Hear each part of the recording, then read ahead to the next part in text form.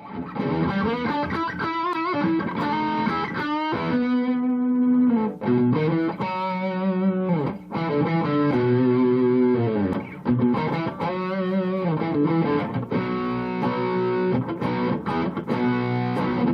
start on MDF with a center line, and basically that's how a guitar is designed. Some guys will do it computer. I do it live on a piece of MDF so that I know exactly how it's going to look, how it's going to feel, and I'll have a good idea how it's going to balance. And when you've got a scale version, you can't go wrong. You know exactly what you're doing, and you've got a piece to work with. So once that happens, you go to wood. So you got to source out a piece of wood that's going to be very stable. Is there? In this case, this is a neck through. So this is how it starts off. This is maple. It's a block of maple, and this is the center block of the guitar and the neck and headstock all together in one piece. Is there one type of wood that you find harder to work with compared to another? Actually, that's a really good question. Yeah, the wood I use, which is torrefied maple. Okay. Torrefying is the same way you would torrefy a coffee bean. Yeah, exactly. In French, that's torréfication. It's yeah. Roasted beans. Yeah. So years ago, some bigger company like Sir started torrefying maple to stabilize. What it actually does is when you bake the maple, you're baking all the sap out of it, which is the unstable part of the wood. Okay. And it crystallizes it, and then you're injecting enough humidity so it doesn't explode and dry up and become too brittle, because it's very brittle, and that's what keeps it stable. It's very, very hard. Maple is a hard wood. It's really hard to cut. So your saw has to be the blade's got to be extremely sharp and the spin really fast. Yeah, and there's different colors. And this is the darker one's a dark torrefying, so it goes in further, or not further, but longer into the torrefier. And then there's a little lighter. Those are neck husks. So basically these necks are semi-shaped. This one's final shaped. This one's rough shaped. And when you start a neck, you start off with a piece like this, and then it gets shaped, and etc., etc. But the key to a great guitar is stability. I've used almost nothing but torrefied maple, and the success rate is 100%. So they don't the body and the neck? They don't move. Nope. The body can be anything from mahogany to basswood. Okay. I'm less about the body material, because I've noticed that so far everything I've used that's normal tone wood for a guitar works really well. Mm-hmm. Has a character. We're in the experimental stage right now of doing some comparison right from the neck to the body, and do you laminate a different type of wood on top of the maple, or is it all maple? Another great question, but I'll just show this typical fretboard wood. We're talking about the design of TR1. This is TR2. So this is actually what it looks like under the paint. So that center piece of wood, that big piece of lumber I showed, is actually this, and it's one piece all the way through the headstock. And then the two sides are basswood. The way that sounds, I'd put in a bid for that.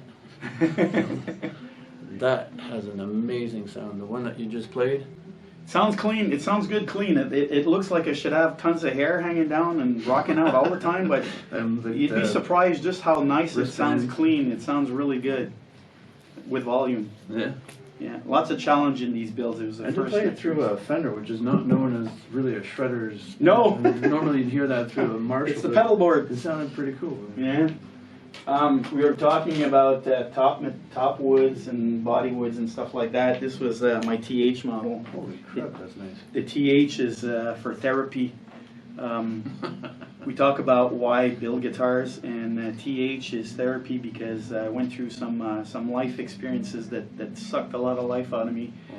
And this is basically what leveled me off, so that's why I call it the TH 101, Therapy 101. Beautiful. I gotta get that. Yeah, for sure. For sure. How nice that is. The top shape, and then this that looks really nice on color. camera, right? Oh yeah. The depth is coming out. That is a beautiful guitar, and you got two single coils and a humbucker. Yeah, single coils were designed again from Real. I told him what I wanted, and he delivered. They sound absolutely amazing. This guitar has basically got a top. And the recessed jack as well. Again, yeah. And the one thing is the magnetic plates in the matching wood to the guitar. Again, no screws, solid wood. Smart, very smart idea. Yeah, I mean that's what you expect when you got an instrument that it's got to look organic. This one's very organic, has a lot of woods, and there's not a single drop of varnish on this. This is all oil. Okay. Yeah, this is all true oil And then with many coats. the fretboard is the different material? Rosewood. Rosewood, okay. Yeah, That's and typically what people use. Indian rosewood used to be I think some of the rosewoods are endangered, so you have to Yep. use a different type of rosewood. I can't remember which piece this was because I've got a little stock of wood and I go in there and I choose something when I decide I'm going to build. But basically, there's three kinds of wood. So there's maple. The back is mahogany. It's one piece mahogany. The top is a book match flame maple top. The binding around the neck comes from the same piece of maple this is, and the headstock lamination is also from the same piece of maple, because the headstock basically has a laminated piece on it that matches the top. So when he talks about binding, it's this piece around the edge. Yeah, well that's actually not binding, that's actually just the reveal on the maple top. Oh, okay. Yeah, the binding around the neck itself is, so this, everything that's maple on this guitar comes from the same piece. Oh, right. That was important to me. And basically, the design is you pick something that is a guitar that you like. In this case, I'll say the name. I wanted something that was built like a PRS that wasn't a PRS. Okay. Um, Nothing wrong just with being 'cause- inspired by greatness. And Absolutely. PRS are Yeah. great guitars. they're absolutely great guitars, yeah. Even their Oh. cheap ones, like the PRS, they're known for very high end, like the kind that Carlos Santana is known to play PRS, and their low end are very good. They're nothing like the high end, but the Paul low- Reed Smith, he's very, very particular about what he does. He won't put his name on anything that's bad, and his SE line is pretty flawless. They're really well made for an imported instrument. I mean, I've worked on a ton of them. They're great, great, great guitars. Okay. Yeah. But yeah, lots of inspiration in this thing. Again, a lot of challenges. This one was the challenge pusher for me. The finish is outstanding. The paint job looks really, And again, really it's nice. oil. Yeah. It's strictly true oil. Yeah. There's no, I didn't shoot a single thing. This is all rag applied with a lot of process of steel wool, some sanding, some buffing, but there's not a shred of anything that's shot through a nozzle on this. This is all hand rubbed. And oil is Yeah. really hard paint to work with. I do a little bit of woodworking myself, so I know Mhm. what cutting wood is like, and painting, oil is very thin compared to latex. Yeah. Latex you Yeah, can there's- slap on with You wouldn't oil. believe how many coats. I mean, even the dyeing process on this was something. I wound up with something I liked, but again, it wasn't what I was expecting. But I wound up with something good. So how does the bridge affect the overall sound? Affects it a lot actually in tonality, but mostly the stability. Okay. I discovered this bridge probably 3 years ago. It's called Blade Runner. It's not cheap by any means, but I'm a big fan. They're very stable. The quality of the components is just flawless, absolutely flawless, and it works really, really well. The main component of the bridge never leaves the top of the guitar because it's screwed in. It actually pivots on a blade. That's why it's called a Blade Runner. Oh, nice. Even the block material is proprietary. It's an incredible piece of machine. And you find like a small piece like a nut, does that affect? And the fret wire, all the Everything different- affects yeah. it. I mean, most of the time, anything that has a trem, I'll use a roller nut that's actually made for Fender, and they still use once in a while, but I'll only use a roller nut with specific locking tuners that are staggered just for tuning stability. Staggered means they go from short to tall just for string tension over top of the nut. Yeah.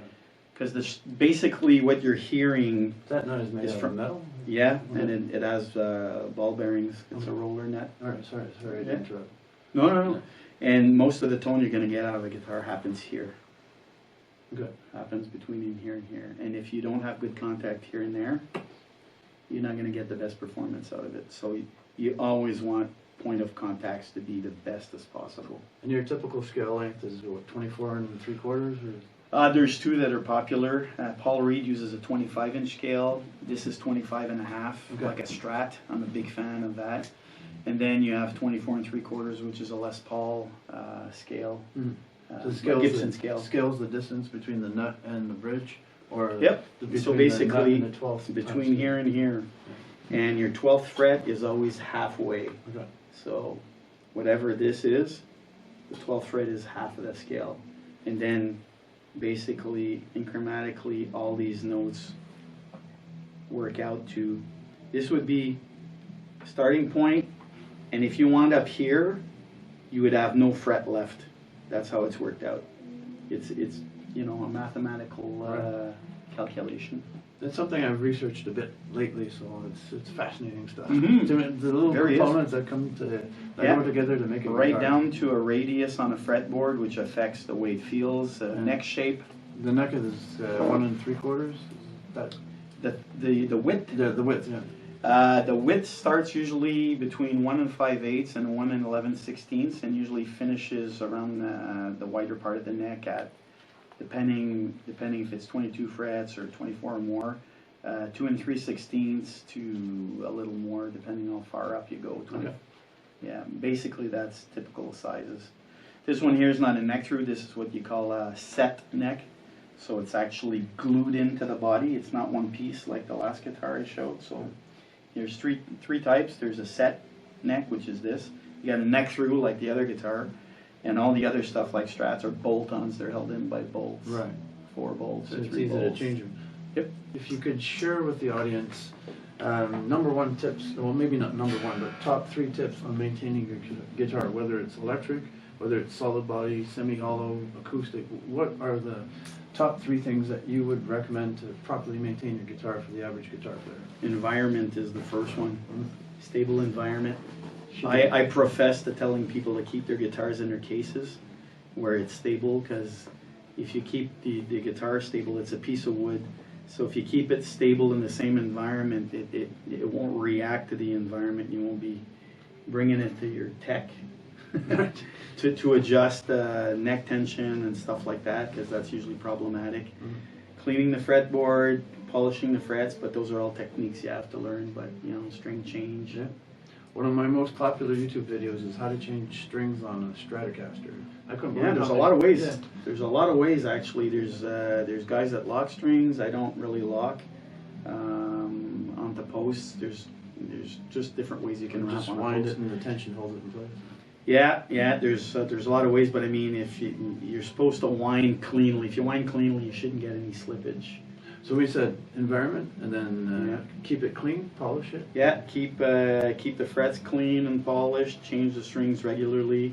You know, they're the 3 big things. Okay. Yeah. That's a big part of playing guitar, is learning how to maintain your instrument. Yeah, it's like driving a car. You got to take it for an oil change. All right. Well, Mike, thanks very much for sharing your time, your insights, your knowledge was very much appreciated. And Thank you very thanks much. to the viewers for joining in on the Intune Guitar Academy again. And once again, if you like this interview, hit the like button, please, and subscribe to my channel. And look me up on my Facebook page for videos. Mike Tessie, Tessier. Thank you very much. And thanks to my 2 technicians that have. Oh yeah, for sure. And I'm the very proud owner of it right now, and I'm going to take such amazing care of it. And it sounds killer, and the action is perfect, and she's so easy to play, and she's so pretty. So it's also amazing for me to know that I have a one-of-a-kind guitar, and there's no other guitar like this anywhere. So I'm going to show you a close-up of the artistry that is Mike Tessier. I'll start with the top, and that's what the headstock looks like. Even the headstock was decorated. And I'll go down the neck, and I'll show the body of the guitar down here. And just look at the amazing design here. So what Mike said he did was he went and got some blue spray paint that matched the blue in the paisley pattern, and he did this amazing fade paint job on the edges. And not only is the front of this guitar decorated, the back is as well. So I'll turn it over and show you the back of it. So there's the back of the headstock here. And once again, going down the neck, back of the body of the guitar looks like that. It's an honor and a privilege to own this guitar. Thank you so much, Mike. I thank you for this guitar every single day. Cheers.